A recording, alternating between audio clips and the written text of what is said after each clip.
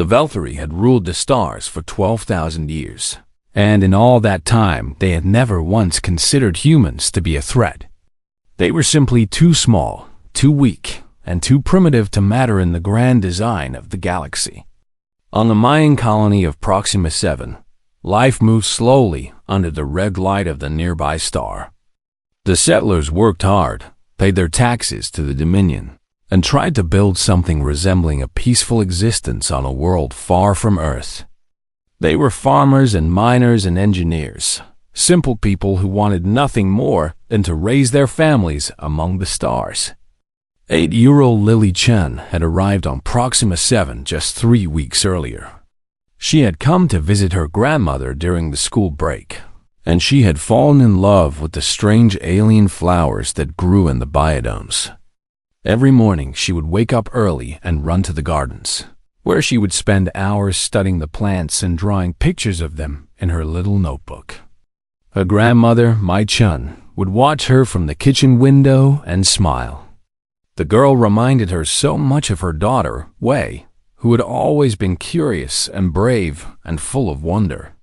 Wei had grown up to become something important, something Mai rarely spoke about to the other colonists. But Lily had inherited her mother's spirit. The Velthari arrived on a Tuesday morning without any warning. 3 massive warships descended from the sky and blocked out the sun. Their hulls were black as night, covered in golden symbols that marked them as vessels of the Dominion enforcers. The colonists gathered in the streets and looked up with fear in their eyes, because everyone knew what it meant when the enforcers came to visit. Lord Cathvaran was the first to step off the landing craft.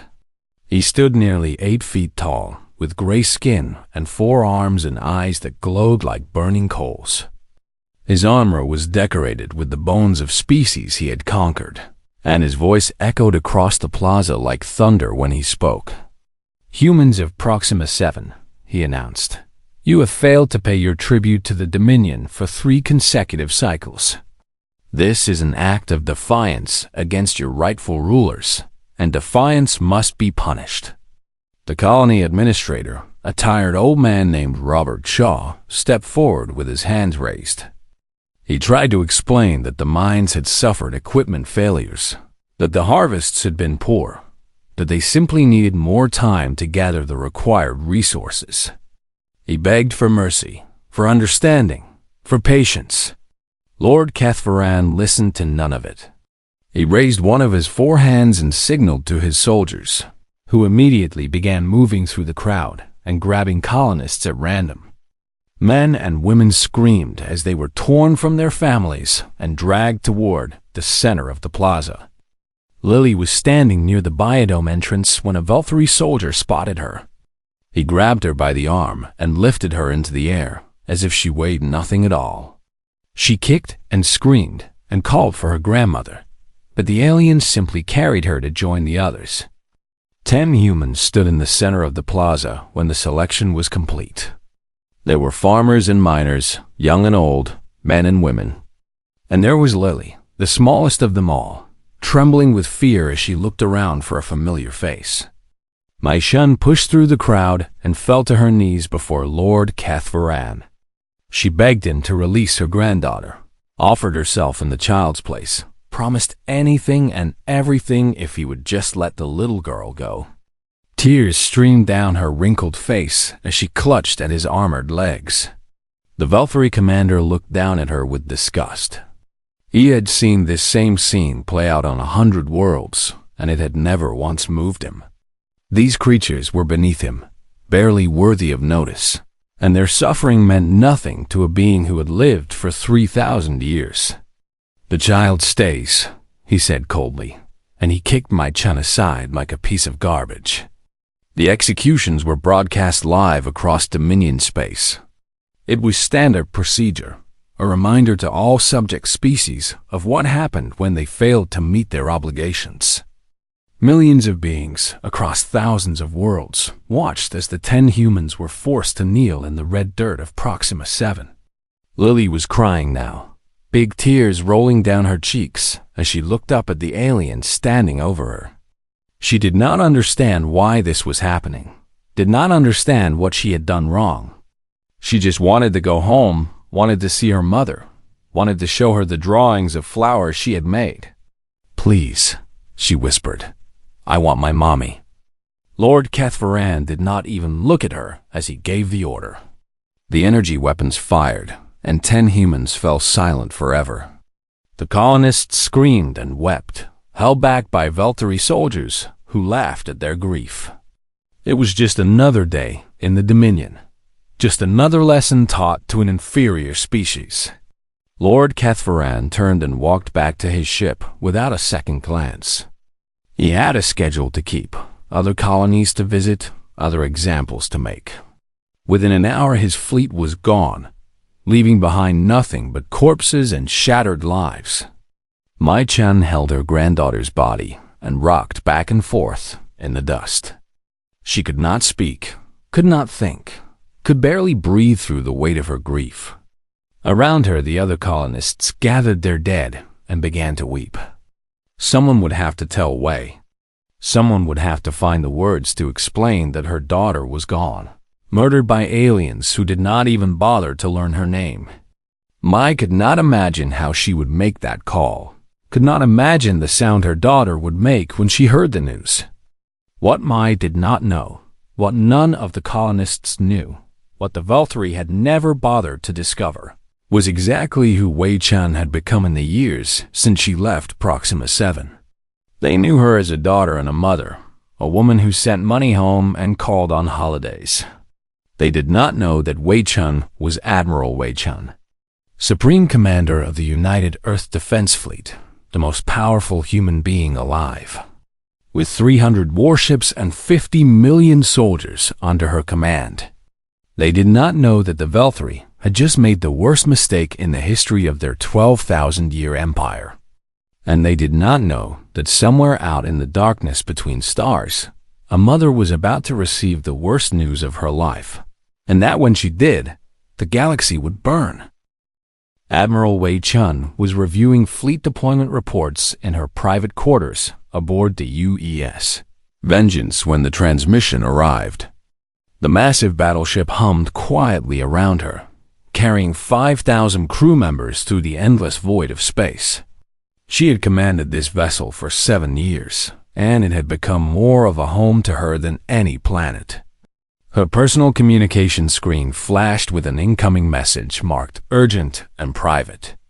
This was not unusual, as she received dozens of urgent messages every day. But something about this one felt different, felt wrong, made her heart beat faster, even before she pressed the button to accept the call. Her mother's face appeared on the screen, and Wei knew immediately that something terrible had happened. Mai Chen was not crying, but her eyes were empty in a way that Wei had never seen before. She looked like a woman whose soul had been ripped from her body. "Mom," Wei said, "what happened? What is wrong?" Mai Chen opened her mouth to speak, but no words came out. Instead, she simply pressed another button, and a video file began to play on Wei's screen. It was a Dominion broadcast, the kind they sent across the galaxy whenever they wanted to remind their subjects who was in charge. Wei watched as Veltari soldiers dragged humans into a plaza. She watched as a tall alien commander gave a speech about tribute and punishment. She watched as 10 people were forced to kneel in the dirt. And then she saw her daughter, her little Lily, crying and afraid and calling for her mother. The Admiral's hands began to shake. She watched until the end, watched as the weapons fired, watched as her baby girl fell silent and still. She watched her mother crawl through the dust to hold the small body. She watched everything, and she did not look away even once. When the video ended, Wei Chen sat in perfect stillness. Her face showed no expression at all, as if someone had carved it from marble. Her eyes were dry, her breathing was steady, and her hands had stopped shaking. Anyone looking at her would have thought she felt nothing at all. But inside her chest, something had broken beyond repair. The woman who had kissed her daughter goodbye 3 weeks ago was gone forever, replaced by something cold and hard, and filled with a rage so deep it had no bottom. She did not cry. She did not scream. She did not throw things or pound her fists against the wall. She simply sat in silence for 6 hours, staring at nothing, thinking about everything. Her senior officers grew worried when she missed 3 scheduled meetings. Captain James Morrison, her second in command, stood outside her door for an hour before he finally worked up the courage to knock. He had served with Admiral Chun for 15 years, and he had never known her to miss a single appointment. When the door finally opened, Morrison took one look at his admiral's face and felt ice run down his spine. He had seen that expression before on the faces of soldiers who had lost everything and no longer cared whether they lived or died. It was the look of someone who had been pushed past their breaking point. "Admiral," he said quietly, "we heard about Proxima 7. I am so sorry. I cannot imagine." "Recall every ship," Wei Chun interrupted, her voice flat and emotionless. "Cancel all leave. We go to war." Morrison stood frozen in shock.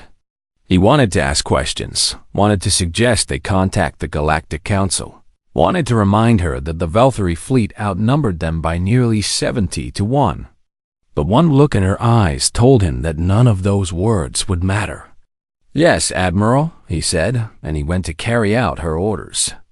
Within hours, messages were flying across human space. Every ship in the fleet received orders to return to their designated rally points immediately. Reservists who had not worn uniforms in decades found military officers knocking on their doors. Factories that built civilian transports received new contracts and new blueprints. The entire species began to mobilize, quietly and efficiently, and with a purpose that surprised even themselves. Other species noticed the unusual activity and grew curious. The Galactic Council, a gathering of elder races that had governed the galaxy for millions of years, sent diplomatic messages asking for an explanation. Surely the humans were not foolish enough to challenge the Valkyrie Dominion over a simple colonial matter? Admiral Chun did not respond to any of their messages. Ambassador Crixel of the Mindari Collective tried to contact her directly. He had always considered himself a friend to humanity, and he wanted to offer his condolences and counsel patience. The Valkyrie were cruel, yes, but they were also powerful beyond measure, and any war against them would end in humanity's destruction. Admiral Chun did not respond to him either. Days passed, and the human fleet continued to gather. Ship after ship emerged from stations and shipyards, falling into formation around the Vengeance. The crews spoke in whispers about what was coming, about what they would be asked to do. They all knew about Lily Chun. The execution video had spread through human space like wildfire, and every man and woman in uniform had seen it. They had watched a child murdered for no reason, and they had watched their admiral's heart be torn from her chest. Not a single soldier questioned their orders. Not a single crew member requested a transfer. Not a single officer suggested that perhaps they should wait, should think, should try diplomacy first. They were done waiting. They were done thinking. They were done talking. The Valkyrie had ruled the Orion Spur for 12,000 years because no one had ever dared to challenge them. Their fleet was the largest in the galaxy. Their technology was advanced beyond comprehension, and their reputation for cruelty made other species afraid to even speak against them. But they had made a terrible mistake on Proxima 7. They had assumed that humans were like all the other species they had conquered, creatures who would accept their punishment and return to their work, and never dared to raise their hands against their masters. They did not understand that humans were different. They did not understand that humans had evolved on a harsh world where survival meant fighting for every breath. They did not understand what happens when you hurt something that a human loves. Admiral Wei Chun stood on the bridge of the Vengeance and looked out at the fleet gathering around her. 300 ships of the line, each one crewed by men and women who were ready to die for what came next. It was not enough to defeat the Dominion in a straight fight, not even close. But Wei Chun had no intention of fighting straight. She had something the Valkyrie could never understand, something more powerful than any weapon. She had nothing left to lose. The Valkyrie High Command received reports of human fleet movements and dismissed them as unimportant. What could 300 primitive vessels do against an empire that spanned 1,000 star systems and commanded 20,000 warships? It was laughable, really, the idea that these hairless apes would dare to challenge their betters. Lord Kethvaran himself laughed when he heard the news. He was dining on delicacies in his palace on Velth Prime, surrounded by servants and sycophants who told him how wise and powerful he was. The incident on Proxima 7 had already faded from his memory, just another unremarkable day in his very long life. "Let them come," he said between bites of food. "We will crush them like insects and then burn their homeworld as punishment for their arrogance." But the humans did not come, not in the way the Valkyrie expected. There was no grand fleet engagement, no dramatic confrontation between battleships in the void. Instead, there was silence, and then there was chaos. The first attack came against a communications relay station on the edge of Dominion space. It was a small facility, barely defended, and the human ships that appeared out of nowhere destroyed it in less than 3 minutes. By the time reinforcements arrived, the attackers were gone, vanished back into the darkness between stars. The Valkyrie were confused but not concerned. Communications could be rerouted, and the loss of one small station meant nothing. They sent patrols to search for the human ships, confident that they would be found and destroyed. But the humans struck again the very next day, and the day after that, and the day after that. Navigation beacons went dark across an entire sector. Supply convoys vanished without sending distress signals. Listening posts stopped responding to queries. And every time the Dominion sent ships to investigate, they found nothing but wreckage and bodies. Admiral Chun was not trying to defeat the Valkyrie fleet in battle. She was trying to blind it, starve it, and scatter it across the galaxy. She was using tactics that no species had ever employed against the Dominion, tactics born from humanity's long and bloody history of warfare against itself. The other species of the galaxy watched in fascination and horror as the humans waged their strange campaign. The Mandari and the Kroth and the Selenites had all been conquered by the Valkyrie at some point in their history, and they had all eventually surrendered and accepted their place as subject races. But humans were not surrendering. Humans were not negotiating. Humans were not even communicating. They were simply hunting, patient and relentless, like predators stalking prey. The Galactic Council held emergency sessions to discuss what was happening. Their scholars and scientists presented research on human history and biology, trying to understand what made this species so different from all the others. They evolved as persistence hunters, one expert explained to the gathered ambassadors. On their homeworld, they did not chase down prey with speed or kill it with strength. Instead, they followed it across vast distances, day after day, never stopping, never resting, until their target collapsed from exhaustion. "This cannot be true," a Valkyrie representative protested. "No creature hunts in such a manner. It is inefficient and wasteful." "And yet, it made them the dominant species on their planet," the expert replied. "Humans do not think of war the way we do. They do not seek quick victories or decisive battles. They are willing to fight for years, for decades, for generations if necessary. They simply do not stop." The council members looked at each other with growing unease. They had always assumed that humans were just another young species, primitive and emotional, but ultimately manageable. Now, they were beginning to wonder if they had made a terrible miscalculation. Back in Dominion space, the situation was growing desperate. The Valkyrie fleet was the most powerful in the galaxy, but it was designed to crush rebellions and intimidate subject worlds, not to chase shadows across the void. Their ships were massive and heavily armed, but they were also slow and dependent on supply lines that were being cut faster than they could be repaired. Individual battle groups found themselves isolated and vulnerable. One by one, they came under attack by human wolf packs that struck without warning and disappeared before reinforcements could arrive. The losses were small at first, a ship here and there, but they added up over time. And the Velthari could not adapt, could not understand, could not accept what was happening to them. They had ruled through fear for 12,000 years, and now they were the ones who were afraid. Admiral Chun directed her campaign from the Bridge of the Vengeance, receiving reports and issuing orders with cold efficiency. She did not celebrate victories or mourn losses. She simply moved pieces on a board, advancing toward a goal that only she could see clearly. Her officers worried about her sometimes.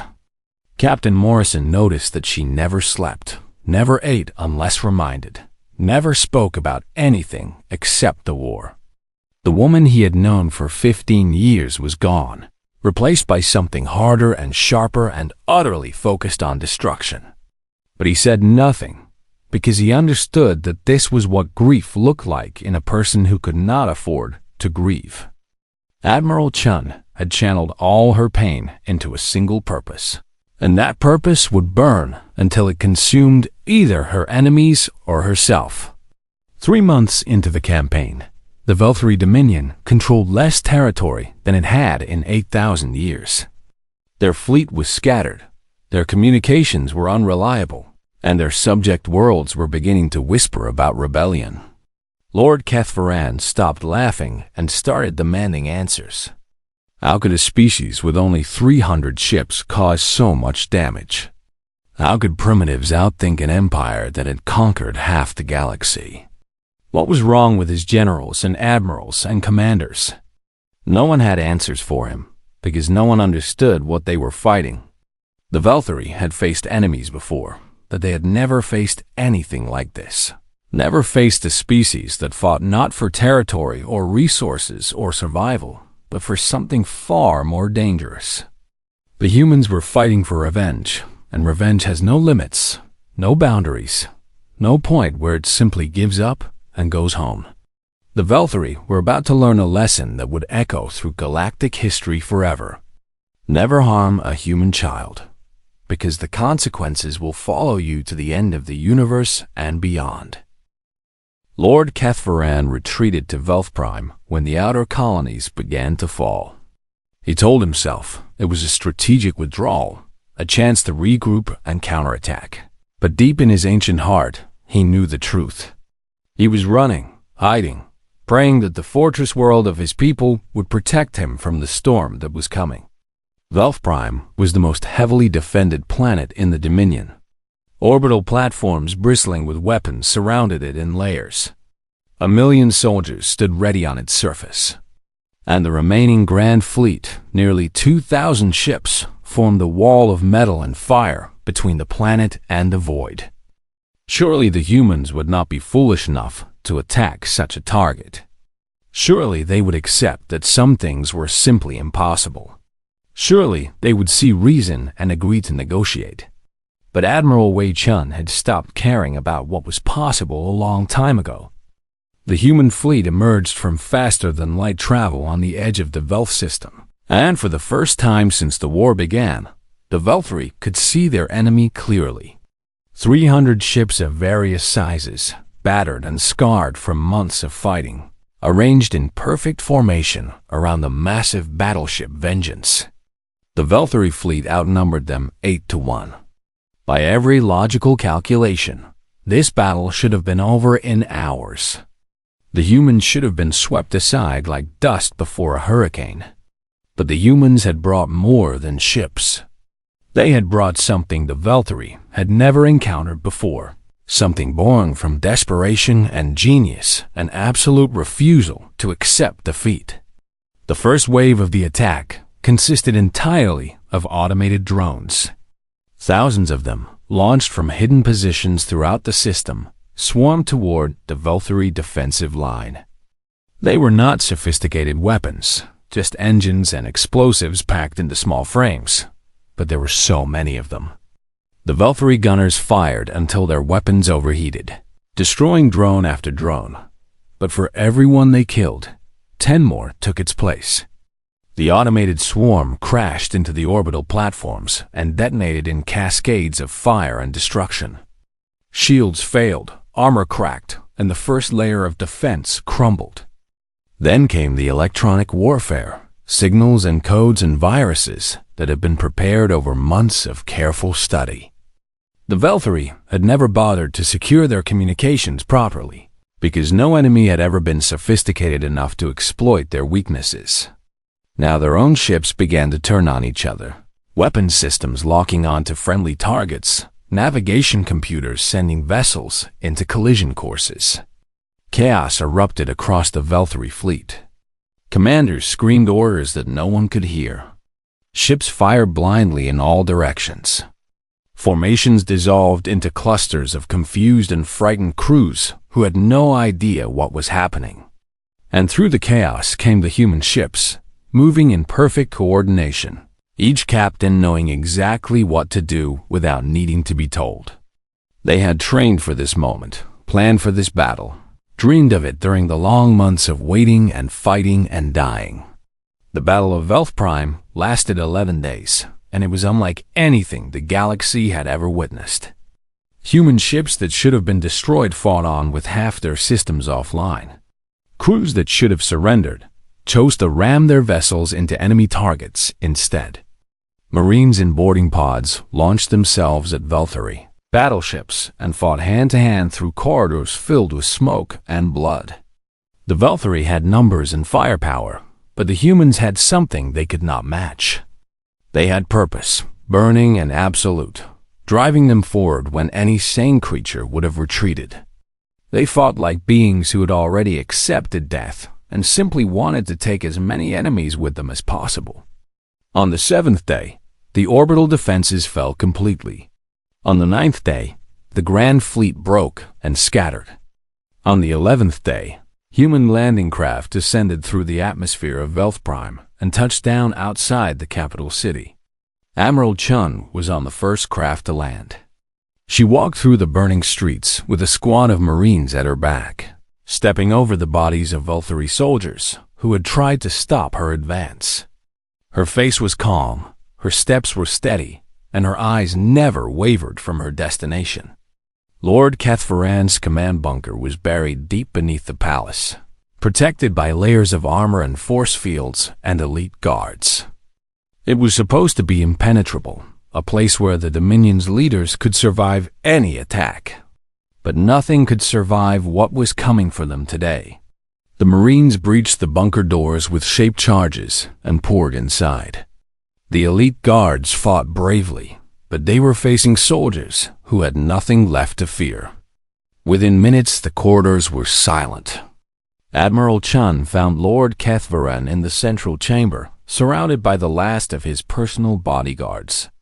He stood nearly 8 feet tall, his forearms spread wide, his burning eyes fixed on the small human woman who had destroyed his empire.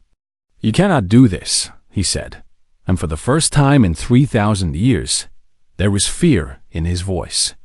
"I am Lord Kethvaran, master of the Dominion, conqueror of 100 worlds.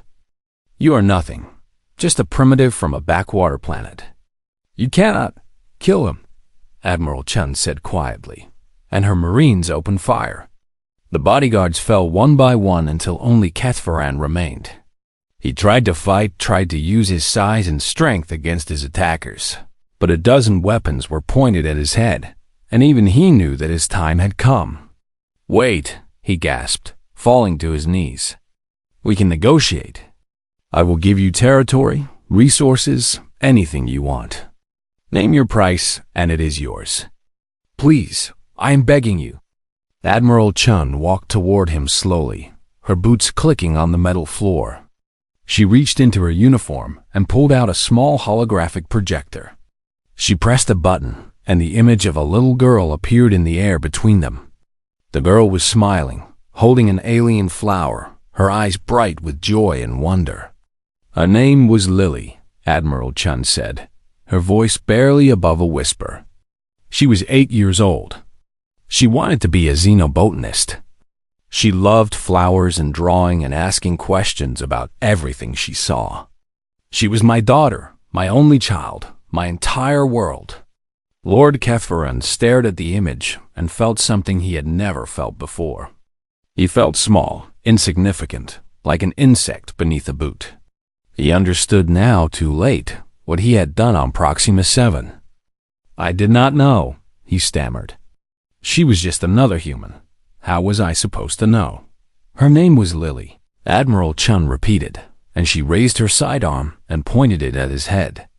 The shot echoed through the bunker, and Lord Kethvaran, master of the Dominion, conqueror of 100 worlds, fell dead on the floor of his own command center.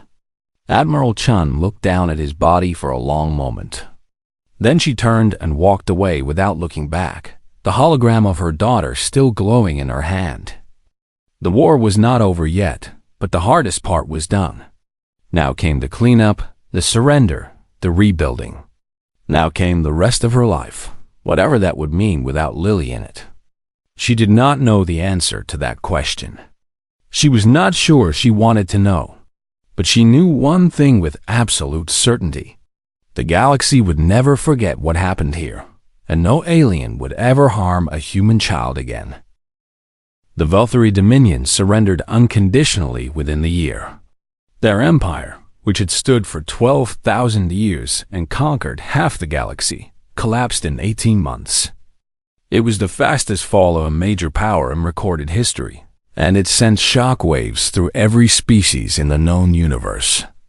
The terms of surrender were harsh but fair.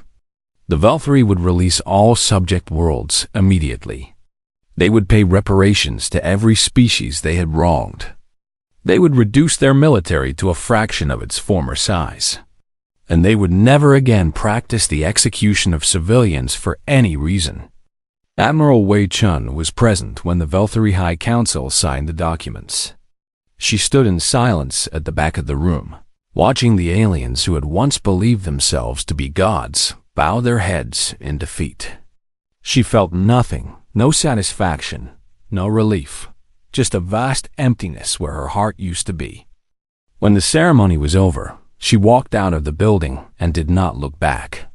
Her war was finished, and now she had to figure out how to live in a galaxy without Lily in it. The United Earth government offered her everything.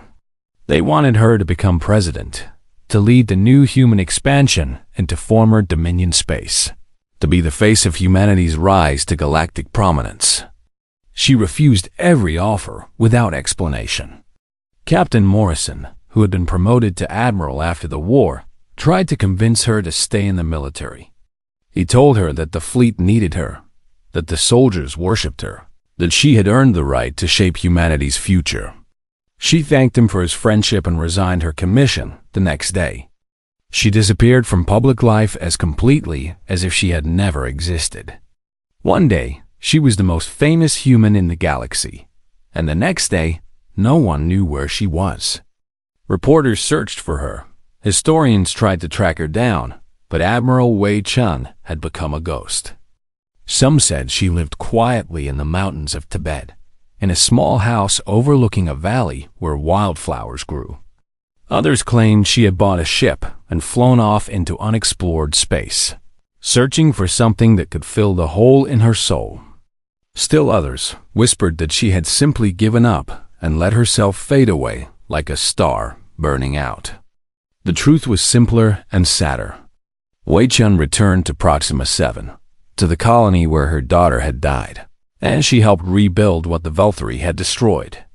She worked alongside the settlers, planting crops and repairing buildings and teaching children in the little school that Lily had loved. No one recognized her because she looked nothing like the warrior in the recordings. She was just another human woman, quiet and kind, who spent her evenings in the biodome garden surrounded by alien flowers. Mai Chen was the only one who knew the truth. Grandmother and daughter lived together in a small house at the edge of the colony, sharing meals and memories and the weight of their grief. They rarely spoke about the war, but sometimes at night Mai would hear Wei crying softly in her room, and she would know that some wounds never truly heal. But life went on, as it always does, and the galaxy continued to spin. The Galactic Council rewrote their laws to include new protections for human colonies. No species would ever be allowed to harm human civilians without facing immediate and severe consequences. It was an unprecedented recognition of humanity's new status in the cosmic order. Other species began to treat humans differently. Where once they had been dismissed as primitive and weak, now they were respected and even feared. Ambassadors bowed lower, merchants offered better deals, and warriors stepped aside when humans walked past. A new phrase entered the galactic lexicon, whispered in 1,000 languages on 1,000,000 worlds. Never harm a human child. It was spoken as a warning, a reminder, a lesson written in blood and fire. Young aliens learned about the human-Vulthury War in their schools, studying the tactics and strategies that had brought down an empire. Their teachers explained that humans were different from other species, that they had evolved as persistence hunters on a harsh world, that they never forgot and never forgave. But the most important lesson was simpler than all of that. Humans loved their children with a ferocity that transcended reason, and anyone who threatened that love would face consequences beyond imagination. On Proxima 7, a memorial was built in the center of the colony where the executions had taken place. It was a simple garden filled with flowers from 12 worlds, surrounding 10 small stones carved with names and dates. Lily's stone was the smallest, placed in the center where the sun touched it first each morning. Wei Chun visited the memorial every day, bringing fresh flowers and sitting quietly on a bench nearby. Sometimes she would talk to her daughter, telling her about the garden and the children at school and the funny things that happened in the colony. She knew Lily could not hear her, but it helped to pretend. Years passed, and the woman who had once commanded fleets grew old. Her hair turned gray, her steps grew slower, but her eyes never lost their intensity. Anyone who looked closely could still see the fire burning deep inside, banked but never extinguished. She died on a spring morning, surrounded by family and friends and the flowers she had planted. Her last words were a name, whispered so softly that only Mai could hear. "Lily," she said, and then she was gone. They buried her next to her daughter in the garden she had helped to create. The colony held a day of mourning, and messages of condolence came from across human space. Even some alien species sent representatives to pay their respects. But the greatest tribute was the simplest. On her gravestone, beneath her name and dates, someone had carved 3 words that captured everything she had been and everything she had done. She was their mother, and across the galaxy, in every corner of known space, the lesson she had taught continued to echo through the generations. Be careful with humans. Be kind to their children, and never forget that love is the most dangerous force in the universe. The stars themselves seemed to remember Wei Chun and her daughter. Pilots passing through the Proxima system would sometimes look down at the little colony below and think about what had happened there, about the child who loved flowers and the mother who burned an empire. And in the garden where they rested together, the alien flowers bloomed year after year, beautiful and eternal.